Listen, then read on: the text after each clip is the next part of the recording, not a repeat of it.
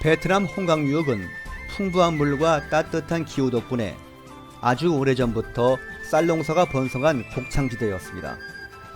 멀리 북쪽 지방에서는 볼 수 없는 동식물과 특산물, 지하자원과 보석들도 많았죠. 그리고 중국이 남쪽 여러 나라와 바다로 진출하려면 꼭 지나가야 하는 통로이기도 했습니다. 그래서 중국은 한나라 무제 때 베트남을 정복한 뒤 무려 1000년 동안이나 식민지로 지배했습니다. 역대 중국 왕조에게 베트남은 수탈의 대상이었죠. 중국인들은 금, 은, 동, 진주와 각종 특산물을 아무 대가 없이 세금이라는 이름으로 빼앗아 갔습니다. 전매 제도를 악용해 산간마을에서 소금 한 대 값으로 물소 한 마리를 받아가기도 했지요. 참다 못한 베트남 농민들은 여러 번 반란을 일으켰지만 번번이 진압당했습니다. 그러다 중국 대륙의 정세가 급변하면서 베트남 백성들에게 새로운 기회가 주어졌습니다. 중국 역사상 최고의 번영을 누리던 당나라도 말기가 되자 정치가 문란해지고 각지의 절도사들이 황실을 위협했습니다.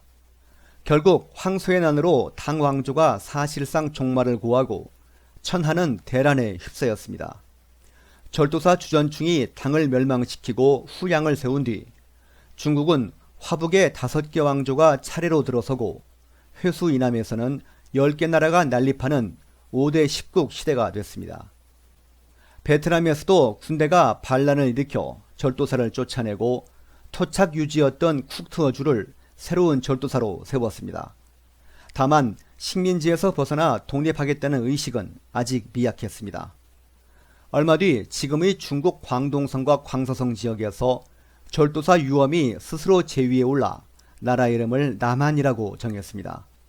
당시 중국 여러 나라들 가운데는 비교적 약체였지만 베트남에는 위협적인 존재가 아닐 수 없었죠.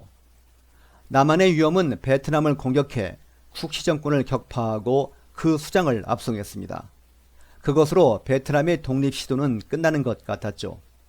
하지만 쿡시 정권의 장군이었던 즈엉딩응예가 다시 저항의 기치를 들었습니다. 그는 흩어졌던 병사들을 모아 전열을 갖췄습니다.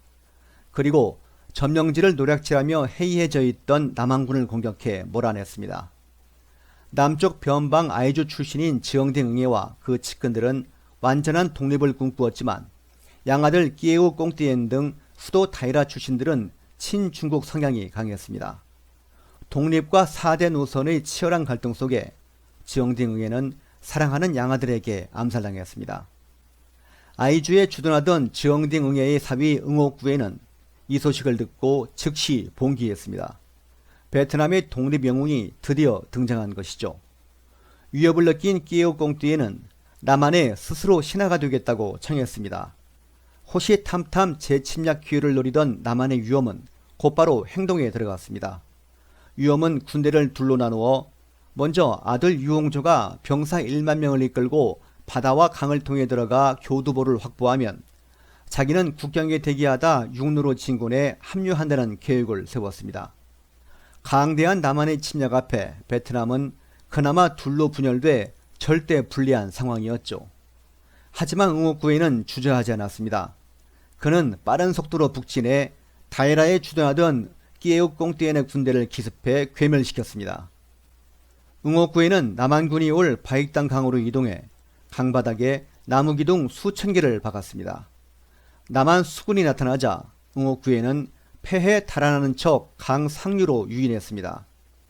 그러다 조수가 밀물에서 썰물로 바뀌자 일제히 뱃머리를 돌려 반격했습니다. 강가에 매복해 있던 병사들도 나타나 화공을 가했습니다.